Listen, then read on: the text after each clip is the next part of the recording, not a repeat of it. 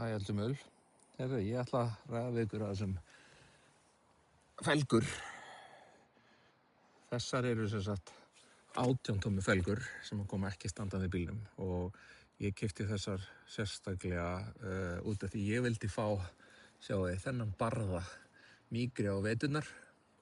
Þannig að við fáum hérna langa stærð og þannig að þetta er sem sagt 18 tómmu felgur en klárlega með stærri og breiðari dekk sem kannski aðalhluturinn. En það sem er búið að koma núna síðan að nýju módel Upsilon standardbílarnir duttu inn, þá er nefnilega stilling hérna núna. Hérna förum undir service og wheels and tire núna. Þá allt í einu getum við núna valið 18 tómmu felgur og ég mæli með að velja 18 tómmu felgur þegar þið eru á 18 tómmu felgum. Það gæti náttúrulega verið eitthvað offset út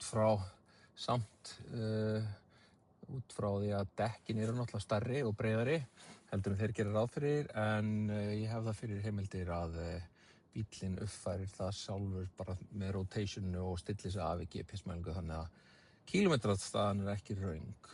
Svo gott að fara í tires, tryggja þessi á vinter.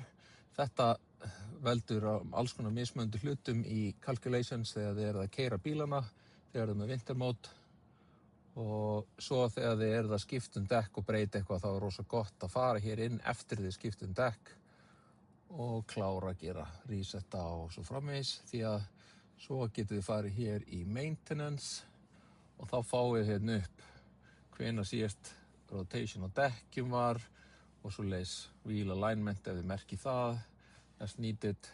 Þannig að bara að gera að nýta sér þetta eftir þeir komið með 18 tómmu dekkin eða 18 tómmu felgurnar með dekkin. Ég er með annað vídeó hvar ég fekk þessi dekk. Þetta eru dekk frá Mitra undir 18 tómmu felgurnar. Og ég fekk mér bara vetrargang þar og þeir hafa bara reynst mjög vel og mjög fínu verði. Vonandi nýtist þetta einhverjum, annars bara gleðilega hátíð.